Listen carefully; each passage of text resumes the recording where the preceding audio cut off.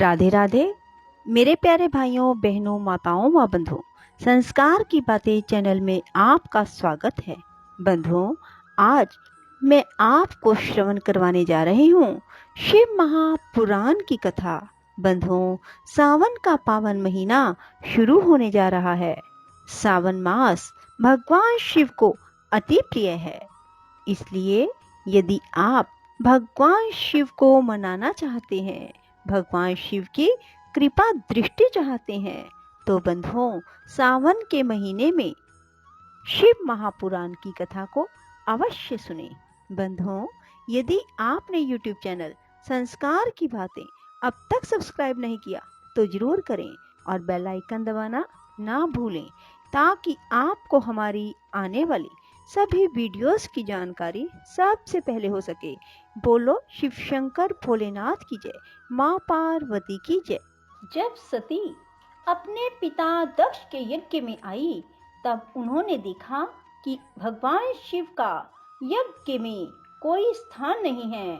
तो सती ने भगवान विष्णु और ब्रह्मा और इंद्र आदि सब देवताओं को भी फटकारा, ऋषि मुनियों को भी कड़े शब्दों से फटकारा। ब्रह्मा जी कहते हैं, नारद, इस प्रकार क्रोध से भरी हुई जगदम्बा सती ने यहाँ व्यथित हृदय से अनेक प्रकार की बातें कही। श्री विष्णु आदि समस्त देवता और मुनि जो वहां उपस्थित थे, सती की बात सुनकर चुप रह गए।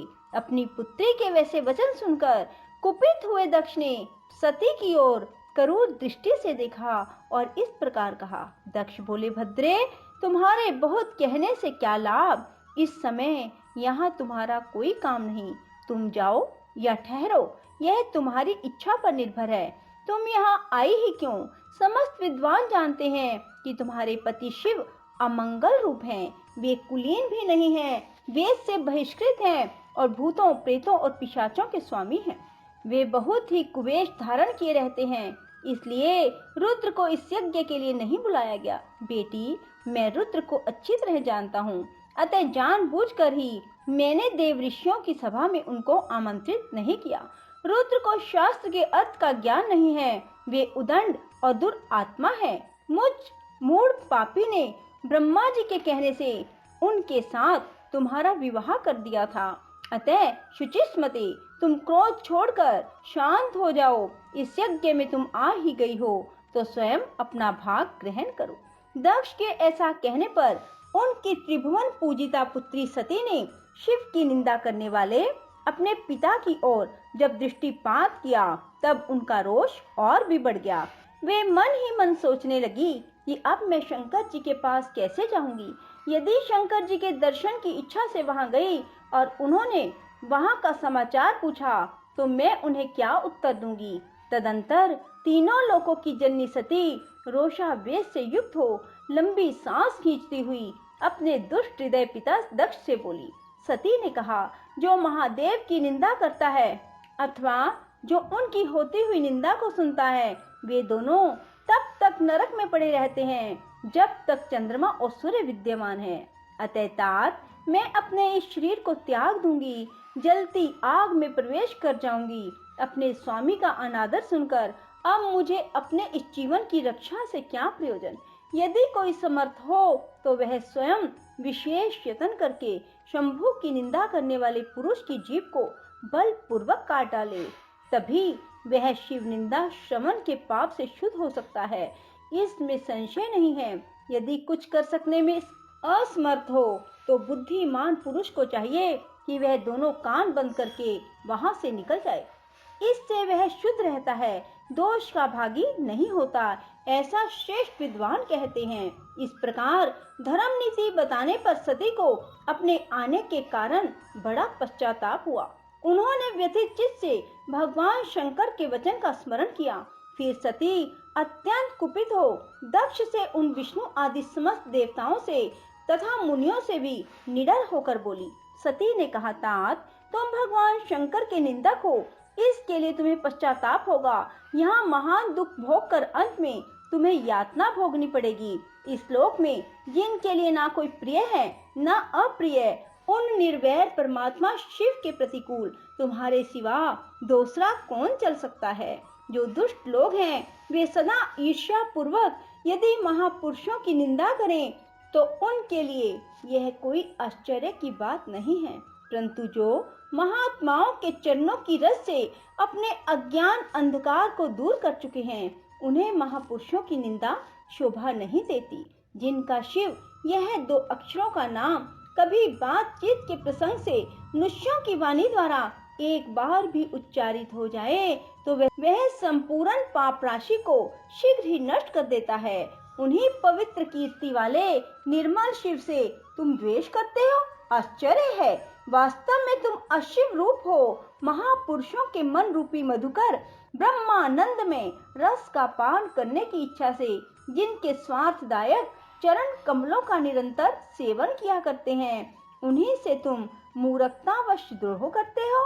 जिन्हें तुम नाम से शिव और काम से अशिव बताते हो, उन्हें क्या तुम्हारे सिवा दूसरे विद्वान नहीं जानते? ब्रह्मा आदि देवता, सनक आदि मुनि, अन्य ज्ञानी क्या उनके स्वरूप को नहीं समझते? उदार बुद्धि भगवान शिव जटा फैलाए, कपाल धारण किए, शमशान में भूतों के साथ प्रसन्नता पूर्वक रहते तथा भस्म एवं नर मुंडों की माला धारण करते हैं। इस बात को जानकर भी जो मुनि और देवता उनके चरणों से गिरे हुए निर्माल्य को बड़े आदर के साथ अपने मस्तक पर चढ़ाते हैं, इसका क्या कारण है? यही कि वे भगवान शिव ही साक्षात परमेश्वर हैं। पर वृत्ति और निवृत्ति 2 प्रकार के कर्म बताए गए हैं। मनीषी पुरुषों को उनका विचार करना चाहिए। वेद में विवेचन पूर्वक उनके रागी और विरागी 2 प्रकार के अलग अलग अधिकारी बताए गए हैं। परस्पर विरोधी होने के कारण उक्त दोनों प्रकार के कर्मों का एक साथ एक ही कर्ता के द्वारा आचरण नहीं किया जा सकता। भगवान शंकर तो परब्रह्म परमात्मा है, उनमें इन दोनों ही प्रकार के कर्मों का प्रवेश नहीं है। उन्हें कोई कर्म प्राप्त नहीं होता, उन्हें किसी भी प्रकार के कर्म करने की आवश्यकता नहीं है। पिताजी, हमारा ऐश्वर्य अव्यक्त है, उसका कोई लक्षण व्यक्त नहीं है। सदा आत्मज्ञानी महापुरुष ही उसका सेवन करते हैं। तुम्हारे पास वह ऐश्वर्य नहीं है। यज्ञशालाओं में रहकर वहाँ के अन्न से तृप्त होने वाले कर्मठ लोगों को जो भोग प्राप्त होता है, उससे वह ऐश्वर्य बहुत दूर है। जो महापुरुषों की निंदा करने वाला और दुष्ट है, उसके जन्म को धिक्कार है। विद्वान पुरुष को चाहिए कि उसके संबंध को विशेष रूप से प्रयत्न करके त्याग दे। जिस समय भगवान शिव तुम्हारे साथ मेरा संबंध दिखलाते हुए मुझे दाक्षायणी कहकर पुकारेंगे, उस समय मेरा मन सहसा अत्यंत दुखी हो जाएगा।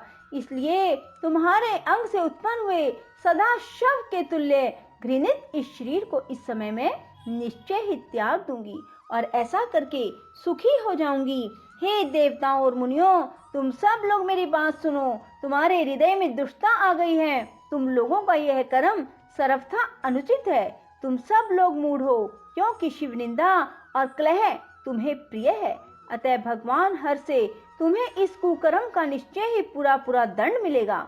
ब्रह्मा जी कहते हैं, नारद, उस यज्ञ में दक्ष और देवताओं से ऐसा कहकर सती देवी चुप हो गई और मन ही मन अपने प्राण वल्लभ शंभु का स्मरण करने लगी। बोलो शिव शंकर भोलेनाथ की जय हो। राधे राधे, जय श्री कृष्णा। बंधुओं, यदि आपको हमारी वीडियो पसंद आए तो इसे लाइक करें और शेयर भी जरूर करें। धन्यवाद।